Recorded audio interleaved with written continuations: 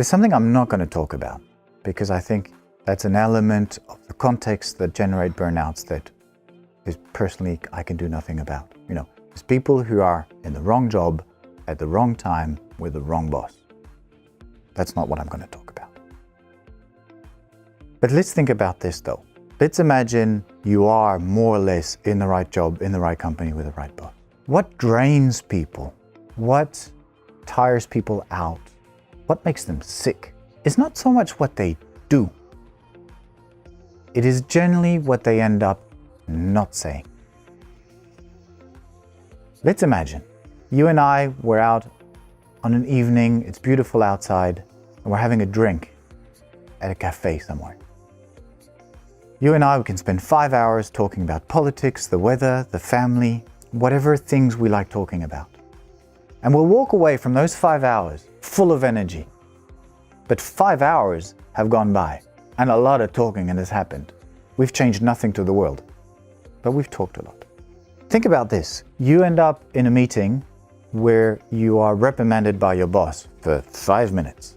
Not 5 hours, 5 minutes. And all you can do is nod and walk away. Guarantee you will walk away exhausted from this conversation and you have not pronounced a word.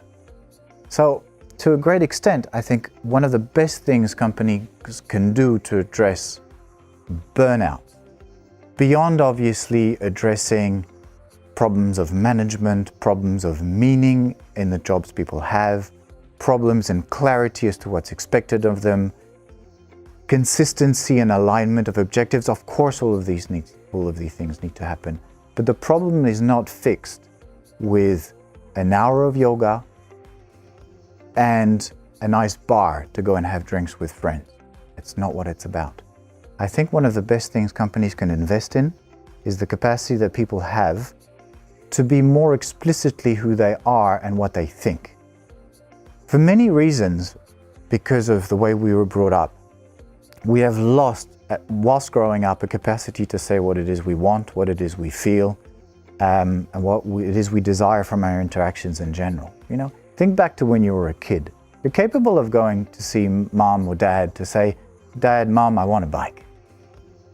And then you grow up and people say, no. You don't say what it is you want. You say, "I would like a bike."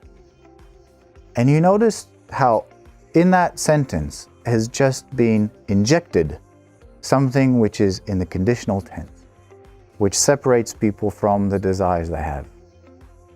And then you grow up some more and people say, no. You don't say, "I would like a bike."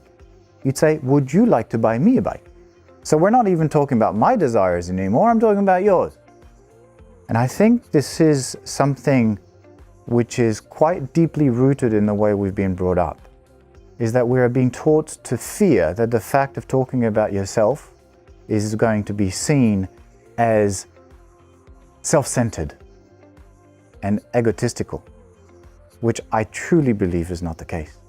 And I think one of the challenges of companies in general, and one of the best investments they can make to increase people's effectiveness on the one hand and their well-being on the other, is to help people develop the skills they need to say what they've wanted to say for a very long time, but also train them up so that they can say it in a way that can be heard and respected for the way it's said. But that, like everything else, is a skill. It must be learned.